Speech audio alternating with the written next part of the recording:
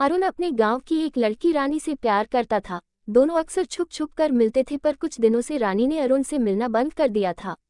तो वह एक दिन उसके घर पहुंचता है और रानी से पूछता है, रानी क्या तुम मुझसे नाराज हो? तो रानी बोलती है, नहीं तो फिर तुमने मुझसे अचानक बोलना क्यों बंद कर दिया?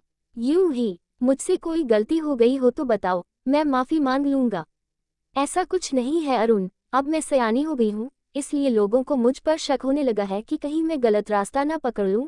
रानी ने उदास मन से कहा, जब से तुमने मुझे अपने से अलग किया है तब से मेरा मन बेचैन रहने लगा है। अरुण की बातें सुनकर रानी बोली, अभी तक हम दोनों में लड़कपन था, बढ़ती उम्र में जिम्मेदारियां भी बढ़ जाती है, दूसरों के कहने पर यह सब समझ में आया। तुमने कभी मेरे बारे में सोचा है कि मैं कितना बेचैन रहता हूँ? घर का काम निपटा कर जब मैं अकेले में बैठती हूँ तो दूसरे दोस्तों की यादों के साथ साथ तुम्हारी भी याद आती है। हम दोनों बचपन के साथी हैं, अब बड़े होकर भी लगता है कि हम एक दूसरे के हमजोली बने रहेंगे, रानी बोली। तो दूरियां मत बनाए रखो रानी, अरुण ने कहा। ये सुनकर रानी चुप हो गई। जब अरुण ने अपने दिल की बात कही तो रानी का खिंचाव उसकी ओर ज्यादा बढ़ने लगा। दोनों अपने शुरुआती प्यार को दुनिया की नजरों से छिपाने की कोशिश करने लगे, लेकिन जब दोनों के मिलने की खबर रानी की मां राजकुमारी को लगी तो उसने चेतावनी देते हुए कहा कि वह अपनी हद में ही रहे।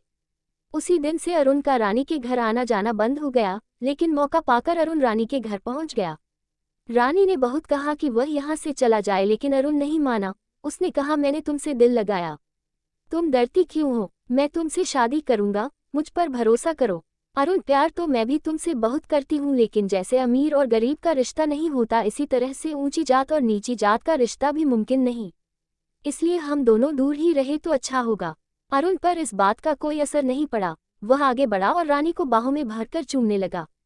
पहले तो रानी को अच्छा लगा, लेकिन जब अरुण हद से ज्यादा बढ़ने लगा तो वह छिटक कर अलग हो गई। बस अरुण, बस, ऐसी हरकतें जब बढ़ती हैं तो अनर्थ होते देर नहीं लगती।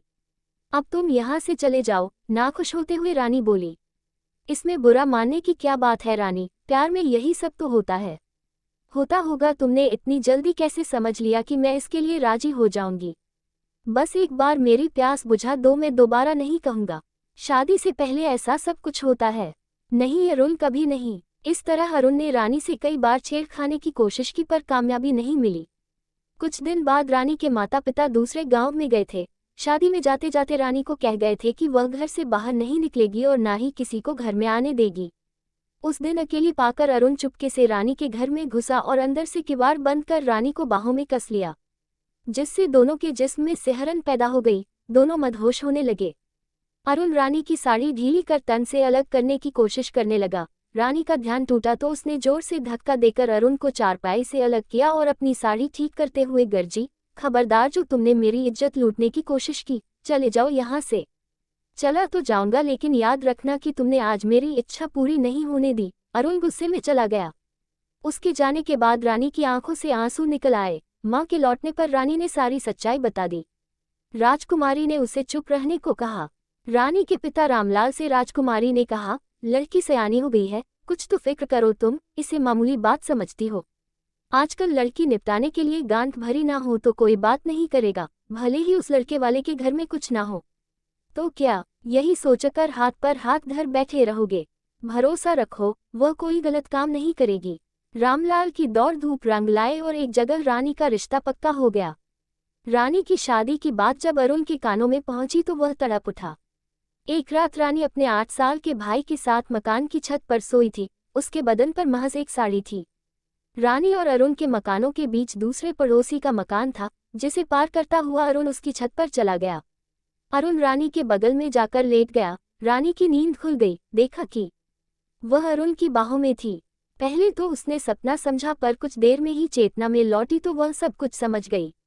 उसने अरुण की बेजा हरकतों पर ललकारा, चुप रहो रानी, शोर करोगे तो सबको पता चल जाएगा, बदनामी तुम्हारी होगी। मैं तो कह दूंगा कि तुमने रात में मुझे मिलने के लिए बुलाया था। कहते हुए अरुण ने रानी का मुंह हथेली से बंद कर दिया। इसके बाद अरुण रानी के साथ जोर जबरदस्ती करता रहा और वह चुपचाप लेटी रही। रानी की आंखें दबदबा गई। उसने कहा, अरुण, आज तुमने मेरी सारी उम्मीदों को खाक में मिला दिया। आज तुमने मेरे अरमानों पर गहरी चोट पहुंचाई है। मैं तुमसे प्यार करती हूँ, करती रहूंगी, लेकिन अब मेरी नजरों से दूर हो जाओ, कहकर वह रोने लगी। उसी समय पास में सोए रानी के छोटे भाई की नींद खुली। माँ का शोर करते हुए वह छत से नीचे चला गया और वहां का देखा हाल माँ को सुनाया। दोनों चिल्लाते हुए सीढ़ी से छत की ओर भागे। उनकी आवाज सुनकर अरुण रानी को छोड़कर भाग गया। दोनों ने ऊपर पहुंचकर जो नजारा देखा तो दोनों के रोंगटे खड़े हो गए। माँ ने बेटी को संभाला, बाप छत पर से अरुण को गालियां देता रहा।